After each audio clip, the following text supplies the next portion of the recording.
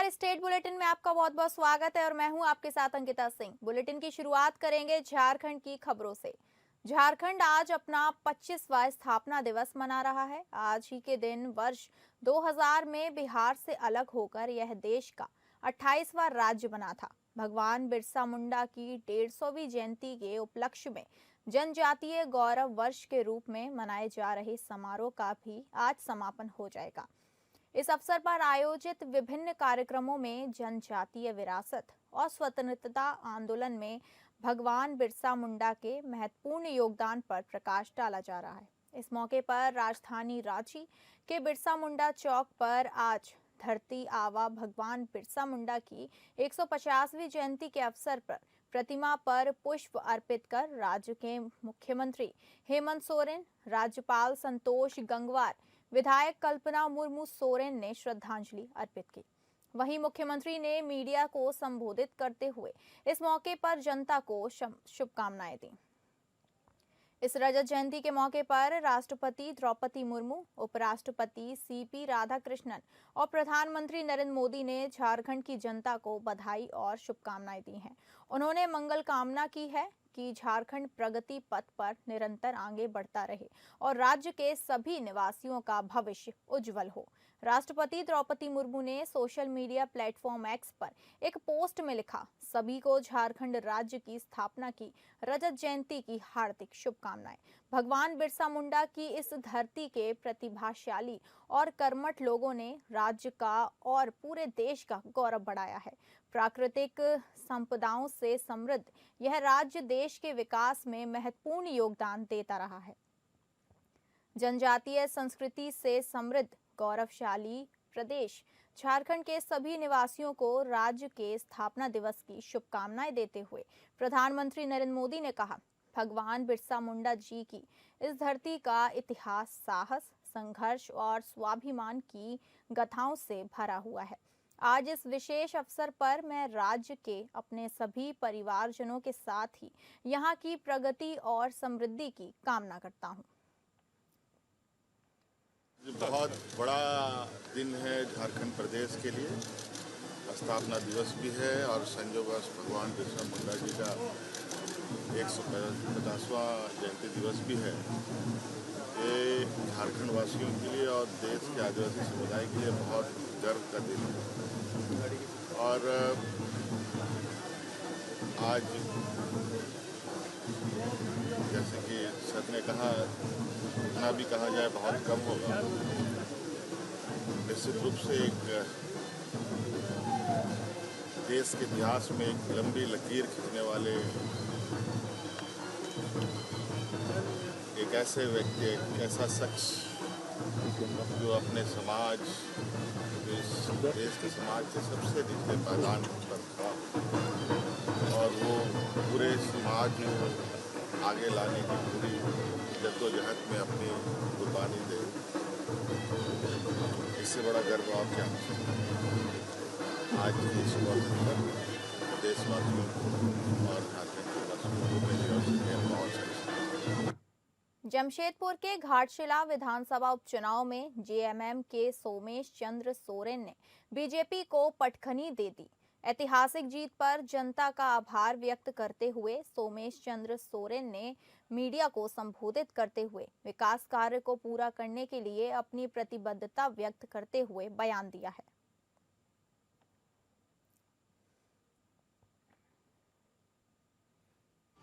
सबसे पहले तो हमारे घाटशिला विधानसभा की जनता को बाबा को श्रद्धांजलि देने के लिए बहुत बहुत धन्यवाद करना चाहेंगे और इस ऐतिहासिक जीत के लिए भी धन्यवाद करना चाहेंगे। और जिस तरह जनता ने हमें आशीर्वाद दिया है और उनका जो मेरे प्रति जो विश्वास रखे हैं, उसी विश्वास को हम खरा उतरने की कोशिश करेंगे और जितने भी बाबा का कार्य अभी अधूरा है, सारे कार्य और बाबा का सपना को सब जनता के साथ मिलकर हम सारे पूरा करने का काम करेंगे। साहिबगंज जवाहर नवोदय विद्यालय परिसर में बाल दिवस के अवसर पर पूर्व प्रधानमंत्री पंडित जवाहरलाल नेहरू की जयंती पर भावपूर्ण कार्यक्रम आयोजित किया गया। कार्यक्रम की शुरुआत नेहरू जी के चित्र पर माल्यार्पण एवं दीप प्रज्वलन से हुई, जिसके बाद पूरे विद्यालय परिसर में बाल दिवस का उत्साह छा गया। विद्यालय में बच्चों के लिए विविध खेलकूद प्रतियोगिताओं का आयोजन किया गया। लड़कों के लिए क्रिकेट मैच, जबकि लड़कियों के लिए खो खो एवं अन्य खेलों का आयोजन हुआ। बच्चों ने पूरे जोश और उत्साह के साथ अपनी प्रतिभा का शानदार प्रदर्शन किया। कार्यक्रम के अंत में विजय छात्र छात्राओं को विद्यालय के प्राचार्य एवं खेल शिक्षकों द्वारा प्रशस्ति पत्र और मेडल प्रदान कर सम्मानित किया गया। प्राचार्य ने बच्चों को उज्जवल भविष्य की शुभकामनाएं देते हुए नेहरू जी के आदर्शों पर चलने का संदेश दिया। इस अवसर पर विद्यालय के सभी शिक्षक शिक्षिकाएं, अभिभावक एवं बड़ी संख्या में विद्यार्थी उपस्थित थे।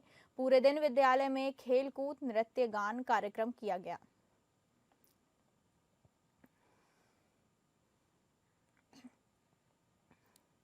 अब बात करेंगे बिहार की खबरों की।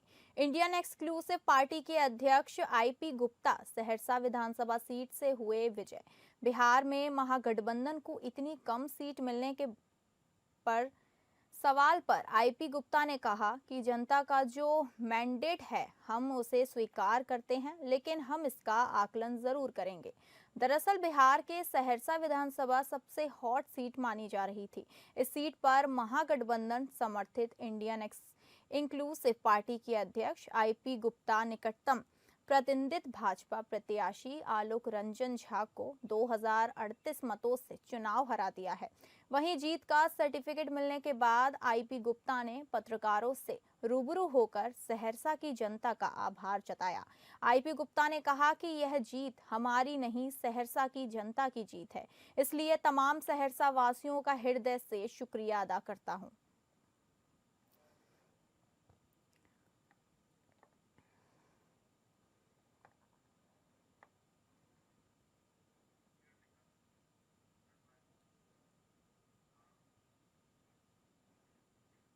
अब बात करेंगे छत्तीसगढ़ की खबरों की। छत्तीसगढ़ की राजधानी रायपुर के मंत्रालय भवन में मुख्यमंत्री विष्णुदेव साय की अध्यक्षता में कैबिनेट की बैठक बुलाई गई, जिसमें कई महत्वपूर्ण निर्णय लिए गए।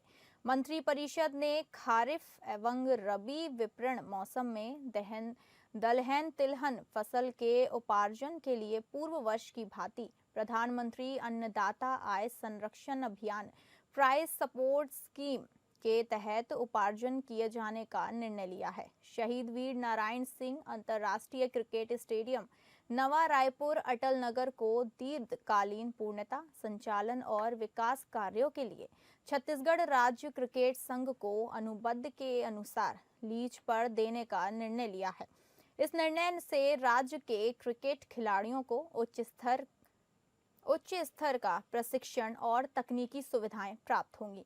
इस निर्णय से छत्तीसगढ़ में राष्ट्रीय और अंतर्राष्ट्रीय स्तर के और अधिक क्रिकेट मैच का आयोजन सुनिश्चित होगा। साय कैबिनेट में इसके साथ ही कई महत्वपूर्ण विषयों पर सहमति बनी है।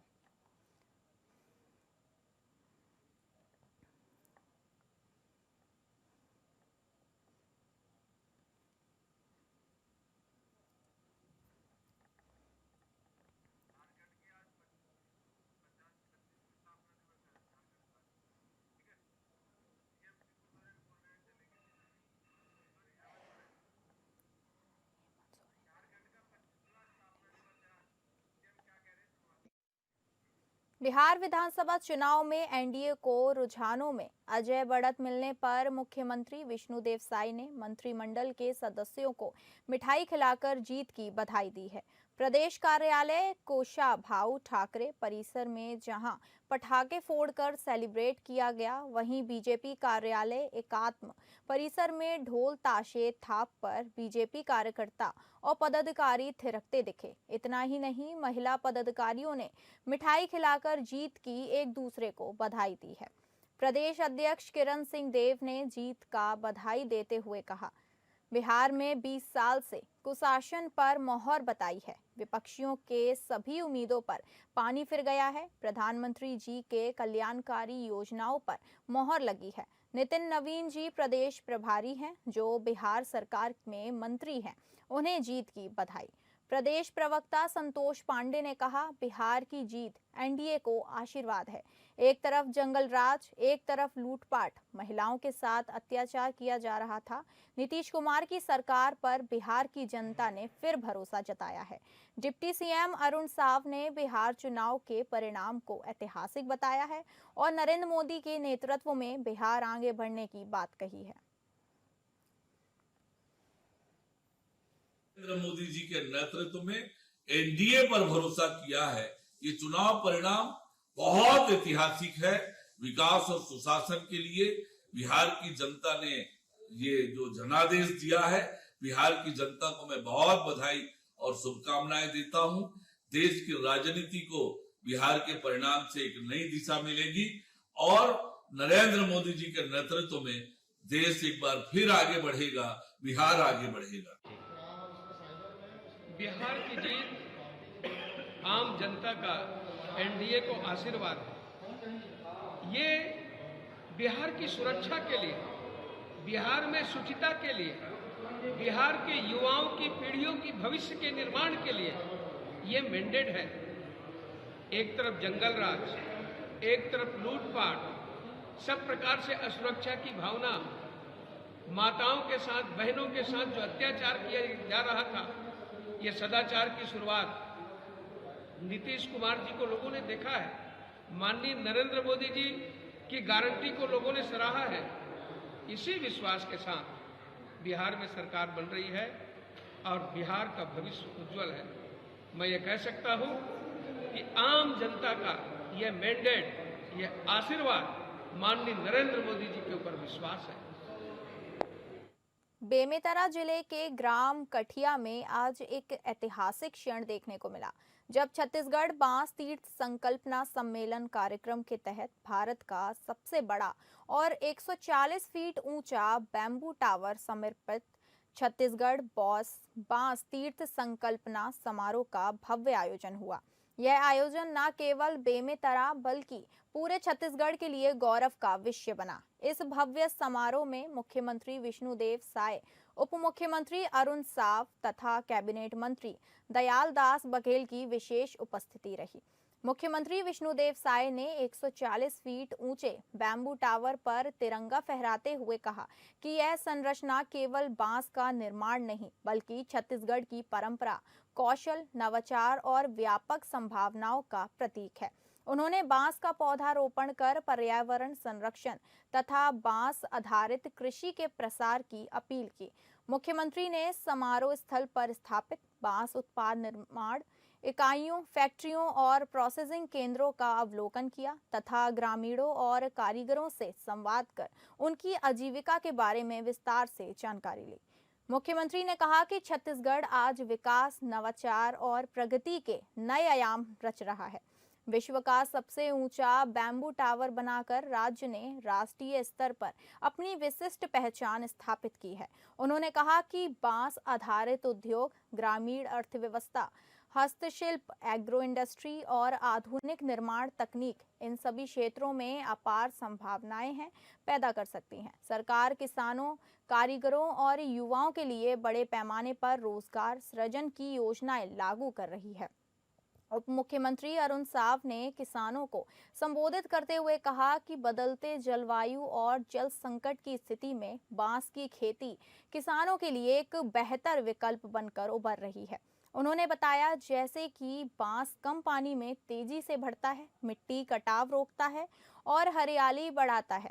बाजार में इसकी मांग लगातार बढ़ रही है। उन्होंने कहा कि बेमेतरा जिला पिछले वर्षों में पानी की कमी से जूझता रहा है।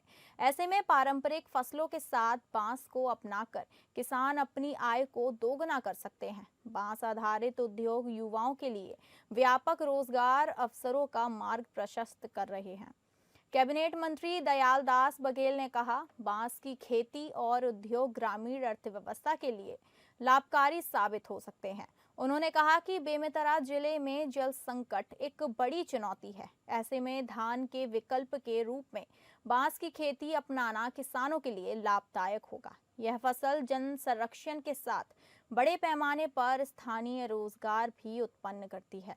उन्होंने किसानों से आग्रह किया कि वे बांस की खेती की ओर अग्रसर हों, जिससे उनकी आय बढ़ेगी।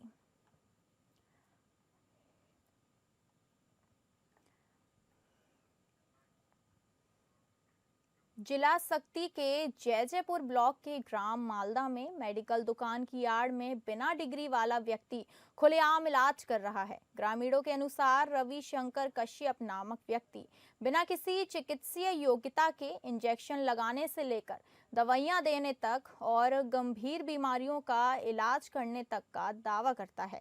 सस्ते उपचार के लालच में लोग उसके पास पहुंच जाते हैं, लेकिन कई बार इलाज के दौरान मरीजों की हालत और बिगड़ जाती है, जिससे उनकी जान पर गंभीर खतरा बना रहता है। स्थानीय लोगों का कहना है कि मामले की जानकारी संबंधित विभाग को कई बार दी गई, बावजूद इसके अब तक कोई कार्रवाई नहीं की गई। प्रशासन की यह लापरवाही झोला छापों के हौसले बढ़ा सकती है। कुछ लोगों ने जिला प्रशासन से मांग की है कि ऐसे बिना डिग्री वाले डॉक्टरों पर तत्काल सख्त कार्रवाई की जाए, ताकि लोगों की सुरक्षा सुनिश्चित हो और गांव में सही स्वास्थ्य व्यवस्था कायम हो सके।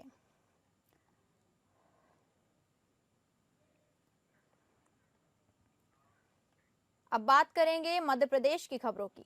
कुछ माह पहले हैदराबाद से जबलपुर लाए गए 57 घोड़ों को लेकर नया खुलासा हुआ है। 19 घोड़ों की अब तक मौत हो चुकी है। ऐसे में 38 घोड़े रायपुरा के अस्तबल में होना चाहिए, लेकिन पता चला कि हॉर्स फार्म से 14 घोड़े गायब हैं। यह जानकारी लगते ही हड़कंप मच गया है। इधर हैदराबाद से जबलपुर घोड़ों को लाने वाली सचिन तिवारी से भी अब पूछताछ शुरू कर दी गई है। बता दें कि इन घोड़ों का मामला वर्तमान में मध्य प्रदेश हाईकोर्ट में लंबित है, जिस पर समय समय पर सुनवाई भी हो रही है। दरअसल मई माह में रायपुर निवासी सचिन तिवारी ने ट्रकों की मदद से 57 घोड़ों को हैदराबाद से जबलपुर लेकर आए थे और फिर इन घोड़ों को पनागर के रायपुरा स्थित एक फार्म हाउस में रखा गया था। इस दौरान धीरे धीरे करके 19 घोड़ों की अब तक मौत हो चुकी है। इस हिसाब से 38 घोड़े फार्म हाउस में होने चाहिए थे, लेकिन हाल ही में जब पशुपालन विभाग ने हॉर्स फार्म जाकर घोड़े की गिनती की तो पता चला कि 14 घोड़े गायब हैं। अस्तबल संचालक सचिन तिवारी ने जब इस विश्व में जानकारी मांगी तो यह भी कुछ नहीं बता पाए। तत्कालीन कलेक्टर दीपक सक्सेना ने इस मामले की जांच कराई थी, लेकिन उन तक कोई भी सही जानकारी नहीं पहुंच पाई कि आखिर घोड़ों को हैदराबाद से जबलपुर क्यों लाया गया था। मामले में लगातार जांच चलती रही। इस दौरान 19 घोड़ों की मौत हो गई, जबकि अब केवल 28 घोड़े ही हॉर्स फार्म में बचे हुए हैं। जानकारी के मुताबिक कुछ घोड़ों को गैलेंडर नामक घातक बीमारी होने की भी पुष्टि हुई थी। हालांकि जांच के दौरान यह बीमारी सिर्फ एक घोड़े में ही सामने आई है।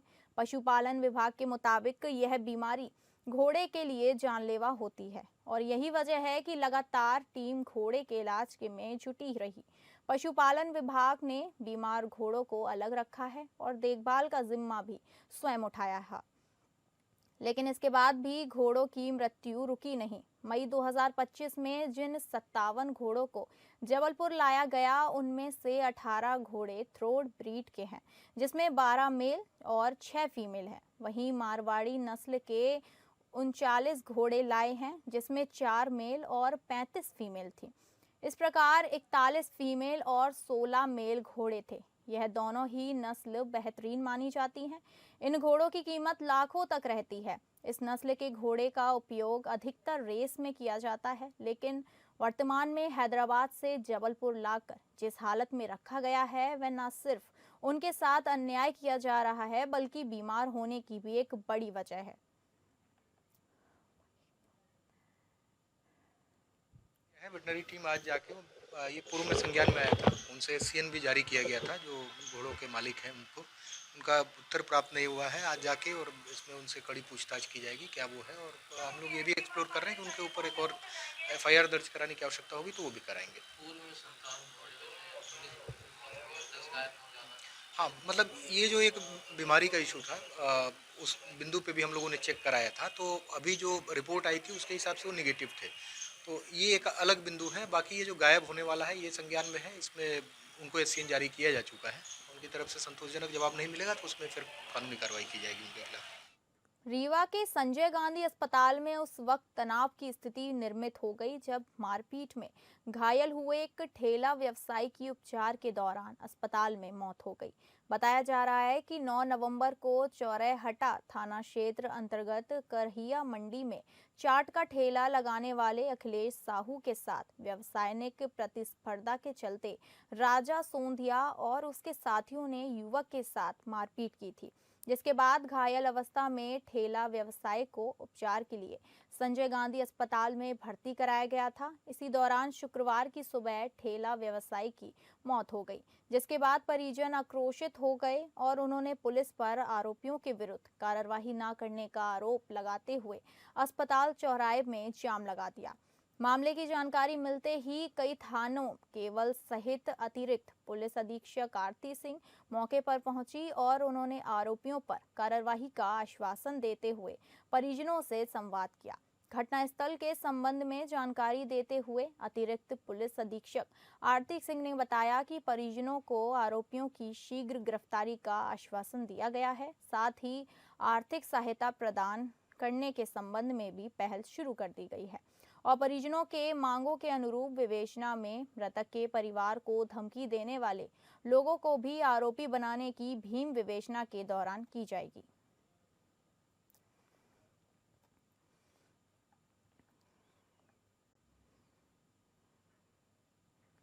अब बात करेंगे पंजाब के खबरों की। तरनतारन विधानसभा क्षेत्र में हुए उपचुनाव में आम आदमी पार्टी के उम्मीदवार हरमीत सिंह संधू ने शानदार जीत दर्ज की। उन्होंने अपने निकटतम प्रतिद्वंदी उम्मीदवार को 42,600 मतों से भारी अंतर से हराया। इस जीत के साथ ही आम आदमी पार्टी ने क्षेत्र में अपनी पकड़ और मजबूत कर ली और राज्य की राजनीति में नई उम्मीदें जगा दी हैं।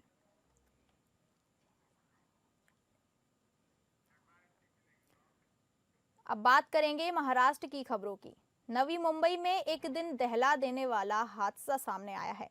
सायन पनवेल महामार्ग के खारघर टोल इलाके में स्थित कासाडी नदी पुल में से एक सफेद रंग की स्विफ्ट कार सीधा नदी में गिर गई, जिसमें कार चालक की मौके पर ही मौत हो गई। यह भीषण हादसा शुक्रवार रात को हुआ। पुलिस के अनुसार स्विफ्ट कार को पीछे से जोरदार टक्कर क्रेटा कार ने मारी। अचानक लगी इस टक्कर ने स्विफ्ट कार का नियंत्रण पूरी तरह छूट गया। कार ने पुल की रेलिंग तोड़कर करीब 25 फीट नीचे कसाड़ी नदी के पानी में गिरकर पलट खा गई। हादसे के बाद आसपास के क्षेत्र में भारी भीड़ जमा हो गई। कारघर पुलिस के साथ साथ अग्निशमन दल ने तुरंत मौके पर पहुंचकर राहत कार्य शुरू किया। नदी में गिरी कार को क्रेन की मदद से बाहर निकाला गया। कार चालक गंभीर हालत में मिला और उसे तुरंत पनवेल उपजिला अस्पताल ले जाया गया, जहां डॉक्टरों ने उसे मृत घोषित कर दिया। पुलिस ने क्रेटा चालक के खिलाफ मामला दर्ज करने की प्रक्रिया शुरू कर दी है और आगे की जांच कारघर पुलिस कर रही है।